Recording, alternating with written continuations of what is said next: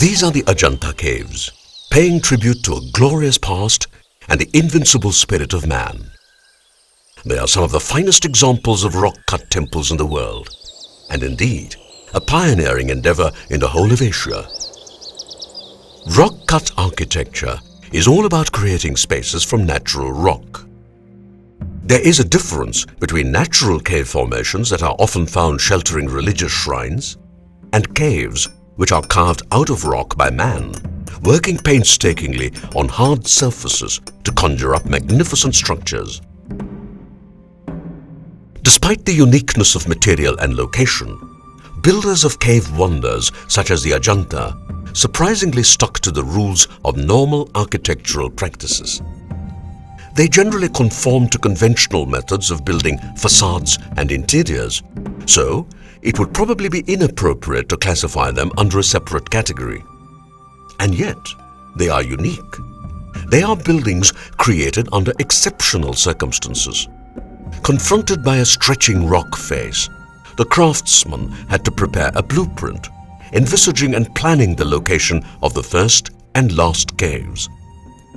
Here's an example of the exceptional nature of the task.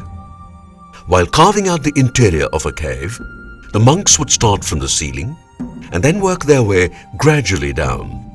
If the ceiling was settled first, if it was chiseled and smoothened out before they looked at anything else, they did not have to worry about rocks dislodging themselves and tumbling down.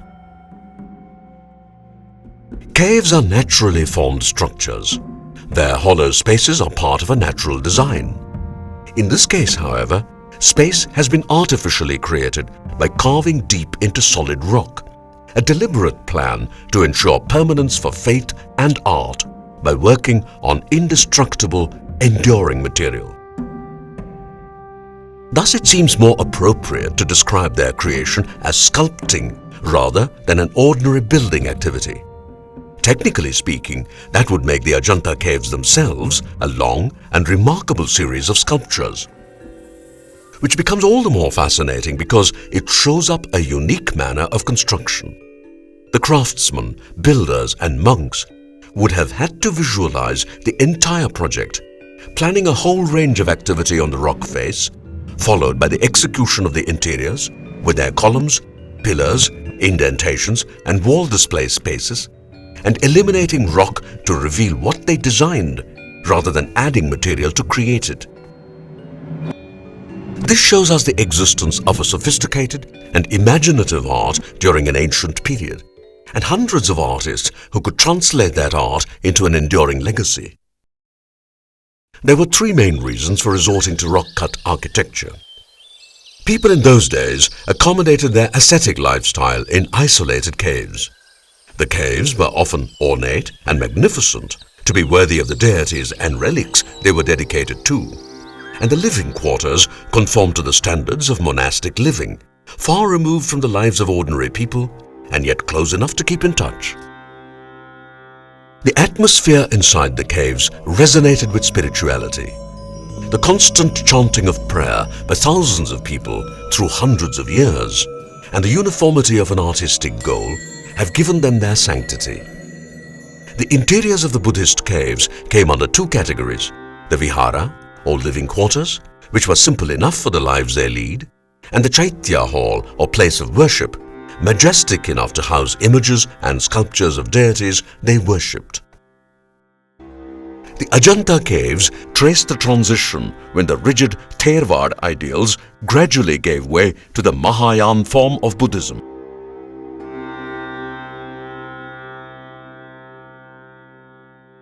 Many of these caves are adorned with sculptures depicting the Buddha preaching in a seated position.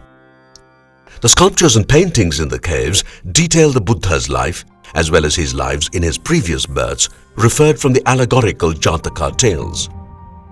The walls also relate the history of the times, court and street scenes, cameos of domestic life, and even animal and bird studies.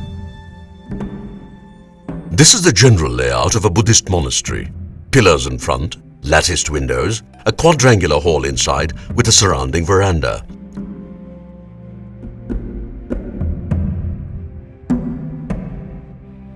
Small cells on three sides cut into the rock, and across the hall, opposite the main entrance, is the chamber that houses the image of the deity.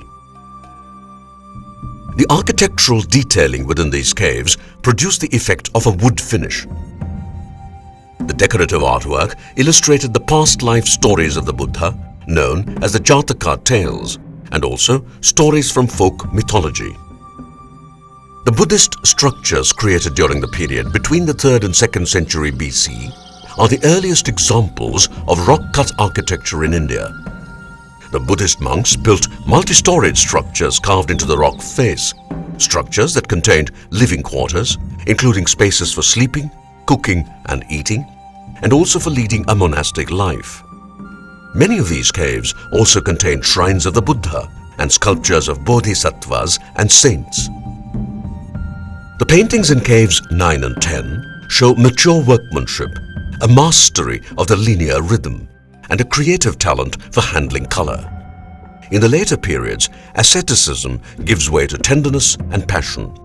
Indeed, there is palpable evidence of poetry in the paintings. This can be seen in caves 16 and 17. Coinciding with the deification of the Buddha, his image is embellished with a halo. This practice of placing a nimbus around an icon is derived from the Gandhar style of the 3rd and 2nd century BC and the 2nd and 3rd century AD. The Gandhar style comes of a Greco-Roman Indian origin. The standing figure of Buddha in Abhaya Mudra, as in cave 19, or seated on a lion throne, as in cave 26, both carved on the front of a stupa, follow the practice originating in the Gandhar country of superimposing the cult image on the stupa.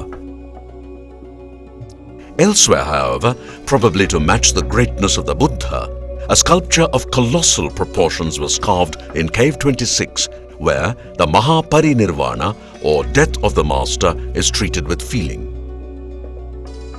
The shrine door of cave 6 contains a sculpture of Buddha along with his other representations, including one in Abhaya Mudra, the protector pose. Smaller panels of Buddha in various attitudes also came to be carved at convenient places around the principal image so as to frame it. In time, the cave interiors became more elaborate and regulated, and painting started appearing on wall surfaces.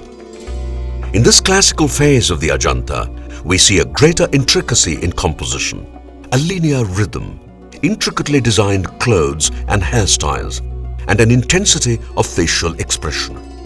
The figures are more elegant, and there is an obvious ease of execution born of long practice. A poetic imagination is visibly evident in scenes such as that of the dying princess, the deserted wife of Nanda in cave 16 with her slumped head and falling left hand. The dull green of the limp banana leaves heightens the effect of sadness implicit in the painting. The painting is an exemplification of karuna, or compassion, that is at the core of Buddha's teachings. Bit by bit, working on hard rock, carving out and chiseling upon it, these artists created the Ajanta caves through long ages, a marvel of art and unique architecture that has endured the flow of time and long centuries of obscurity, and now provides hours of fulfillment to millions of people who visit here from all over the world.